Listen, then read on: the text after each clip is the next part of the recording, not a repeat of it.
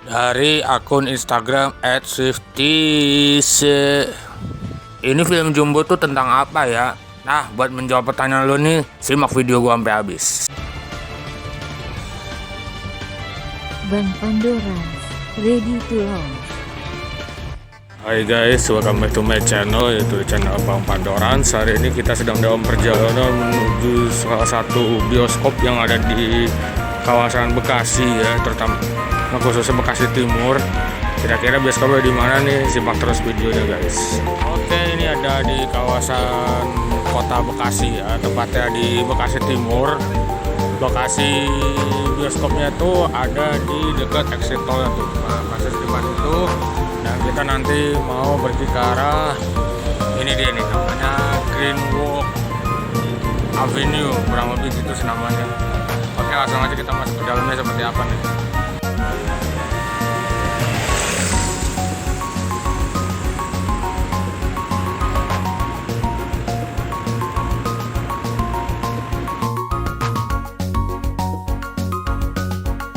Naik lift dulu ya. Dari lantai ground, naik kita lantai 2 sih. Gas men.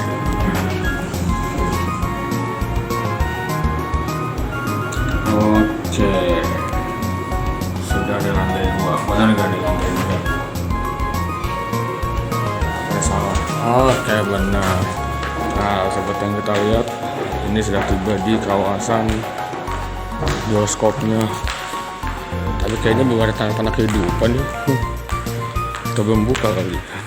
1 jam kemudian. Oke, ini akhirnya setelah setengah jam menunggu buka, karena gue datangnya tadi terlalu cepat, yaitu jam 10-an, jadi terlalu pagi, jadi belum pada buka.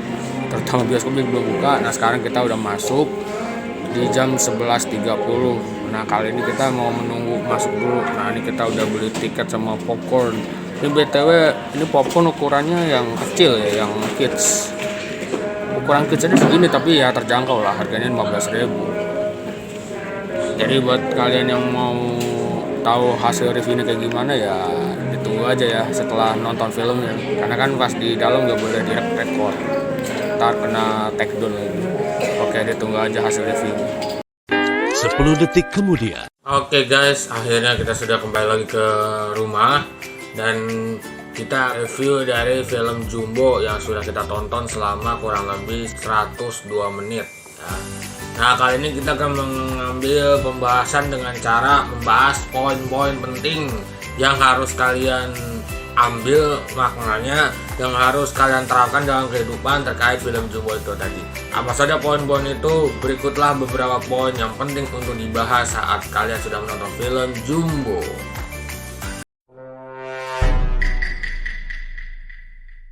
Oke, pelajaran pertama yang diambil dari film itu adalah belajar untuk mendengarkan orang lain.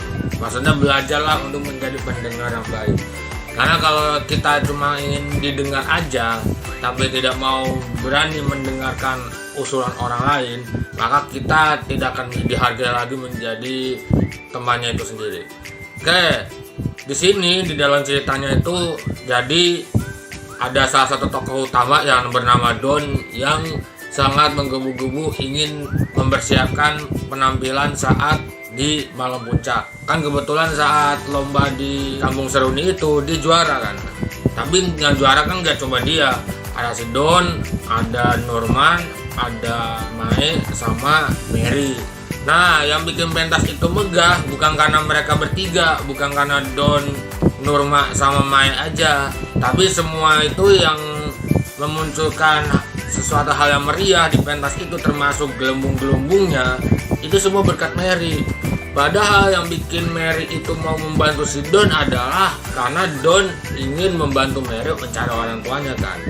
Cuma karena Don mendengar dari panitianya akan menampilkan tim Jumbo lagi saat malam puncak, maka si Don malah berubah pikiran dan lebih mentingin dirinya sendiri.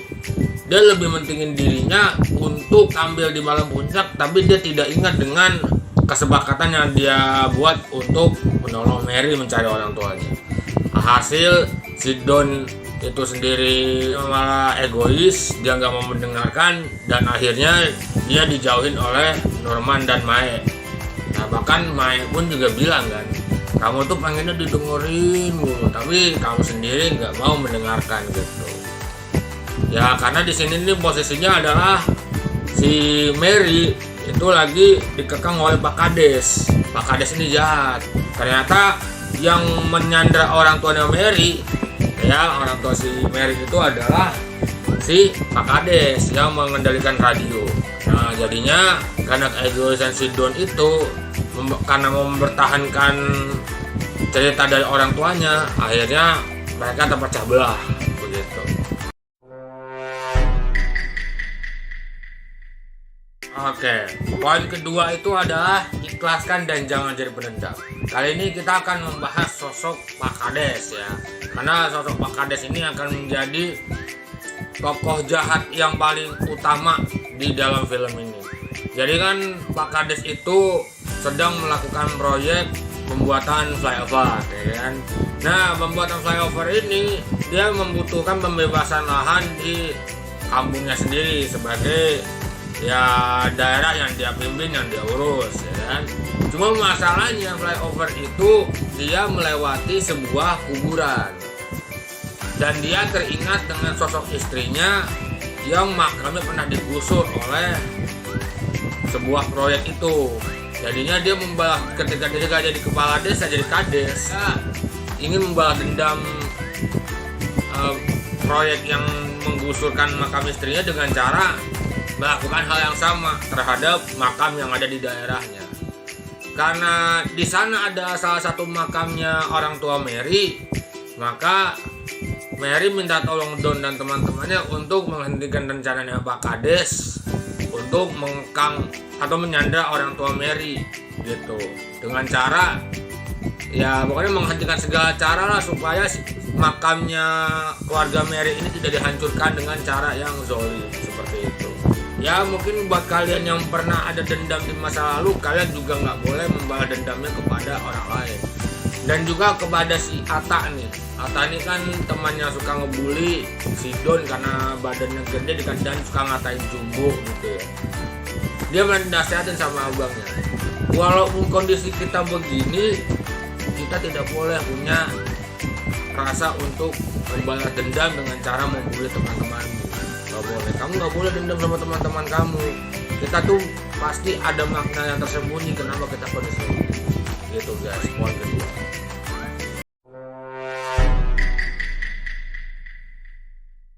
Oke, poin ketiga adalah paham membalas budi. Ya, ini merujuk kepada scene si Mary ya.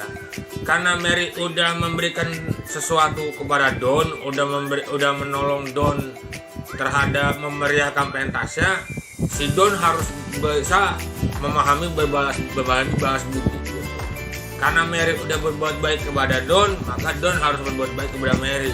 Sebenarnya Norman sama Mae itu sudah mau berinisiatif untuk menolong Mary, ya kan? Karena Mary udah mau berbuat baik dan udah mau mensukseskan acara mereka, udah mensukseskan pentas mereka. Jadi secara otomatis mereka harus berbalas budi. Tapi karena keegoisan si Don ini, akhirnya di Mary-nya maksudnya itu kembali ke rumah kosongnya itu, ke base camp kosong itu. Ya untuk berkurung diri aja karena dia nggak mau sampai dikekang oleh kezaliman Pak Kades. Gitu.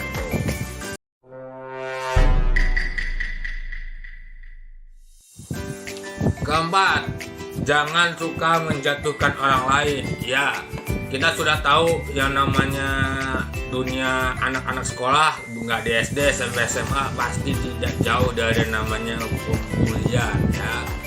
Kita semua pasti pernah merasakan ada yang pernah dibully di sekolahnya.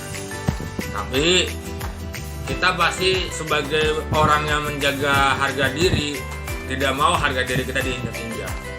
Pasti ada saatnya kita ingin nih membalas dendam dari kejahatan teman kita. Cuma kita tahu sebagai manusia tidak boleh punya ada rasa pendendam. Maka dari itu, daripada kita membalas dendam dengan cara yang kasar, mending kita membalas dendam dengan cara yang baik. kita tunjukkan prestasi kita tunjukkan kesukaan kita, itu adalah hal yang dibanggakan oleh semua orang. Maka orang yang pernah ngebully kamu akan tertutup mulutnya, kalau kata orang mah kicep gitu ya, akan membuat orang terkaget-kaget gitu. Dia berpikir, wah nggak nyangka orang kayak dia kok bisa dibanggakan banyak orang gitu. Makanya daripada kalian yang merasa dibully, mending kalian tunjukkan kehebatan kalian, tunjukkan apa yang kalian bisa, dan buat orang semua itu terheran-heran. Begitu. Poin berikutnya adalah kehadiran sosok Mary. Nah, ini kita cuma mau membahas terkait perdebatan atau pro kontra dari pengkarakteran Mary ya, pengkarakteran seorang Mary. Tapi bukan orang juga, karena itu cuma arwah atau orang yang udah hantu gitu. Nah, di sini coba kalian perhatikan komentar yang satu ini. Nah, kalian mungkin bisa pause, nanti kalau misalnya nggak cukup bisa di pause lah pokoknya. Jadi kalau menanggapi komentar tersebut, kalau dari saya pribadi begini. Kalian kalau mau nonton film, itu kalian harus tahu dulu ini film apa. Jangan sampai kalian tahu ini film itu tidak ada kaitannya dengan agama. Ya, di sini tidak terlalu menampilkan hal-hal yang berbau agamis seperti film Nusa The Movie ya. Jadi kalau misal ada adegan-adegan yang mengandung unsur hantu, ya itu kan cuma sebuah objek yang menjadi lengkap dari sebuah animasi. Kan biasanya kalau animasi itu pasti ada hal-hal yang nggak masuk akal.